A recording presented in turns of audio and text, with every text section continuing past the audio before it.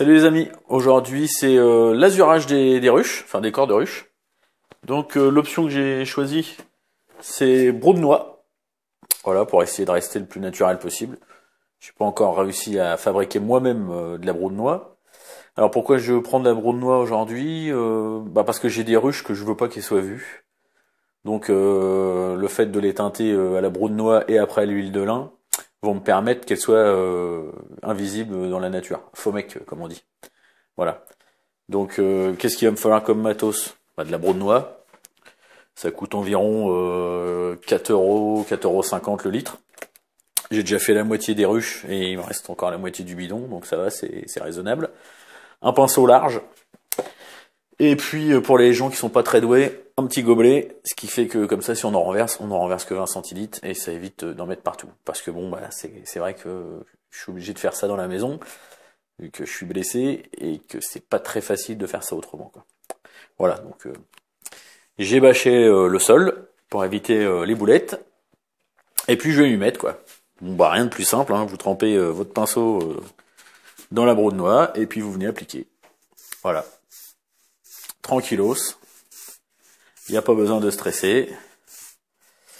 Et voilà. Ça s'étale tout seul. Alors j'ai entendu dire, notamment sur les bidons et autres, qu'il faut dégraisser le bois avant.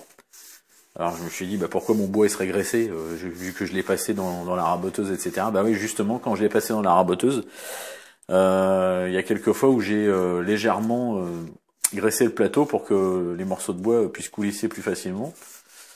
Donc ouais, il y a des moments où on s'aperçoit que la broue de noix a du mal à rentrer, à pénétrer à l'intérieur du bois. Donc j'ai essayé de dégraisser à l'acétone comme ça avait été conseillé, et en fait le résultat n'est pas forcément meilleur. Donc je me suis dit bon, et bon an mal an, hein, j'ai le temps. Donc je ne dégraisse pas et je mets la broue de noix directement. Donc vous voyez, ça ruisselle dessus, mais au bout de plusieurs passages, ça pénètre. Voilà.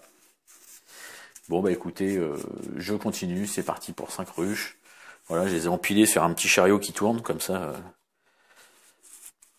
Mon fils les a empilées les unes sur les autres sur un petit chariot qui roule.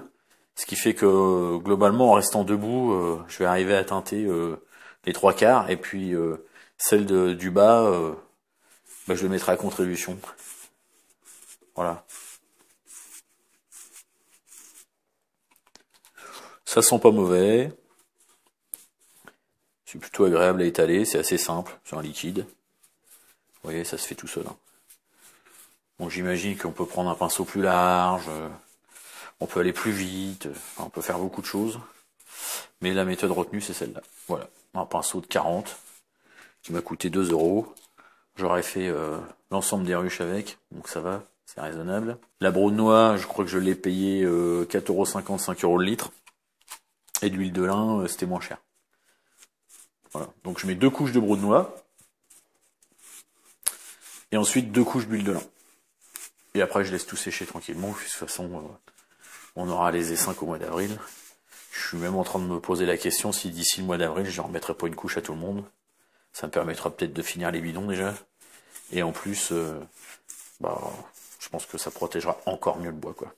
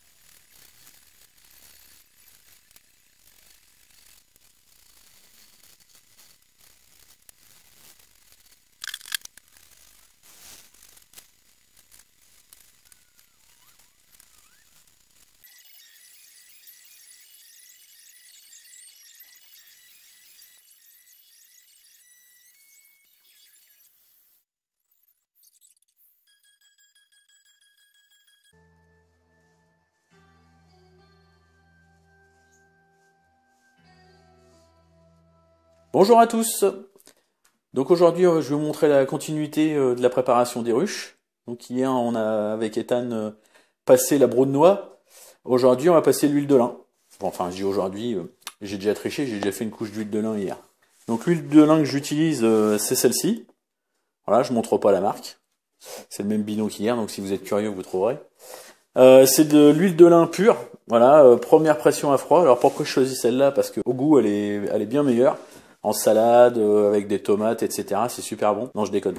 En fait, première pression à froid, huile pure, il n'y a pas de produit, il n'y a rien du tout. Bah, je me dis, du coup, c'est que de l'huile, quoi.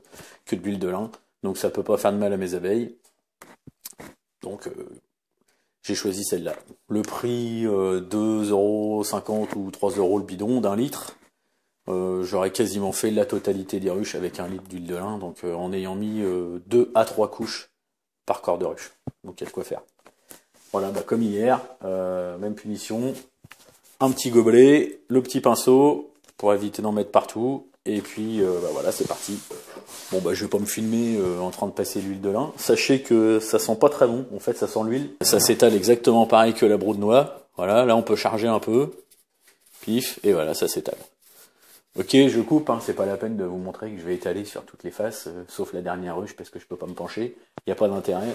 Donc je vous dis à plus tard pour la suite, qui sera, si tout va bien, le marquage réglementaire qui nous est demandé par le ministère de l'Agriculture.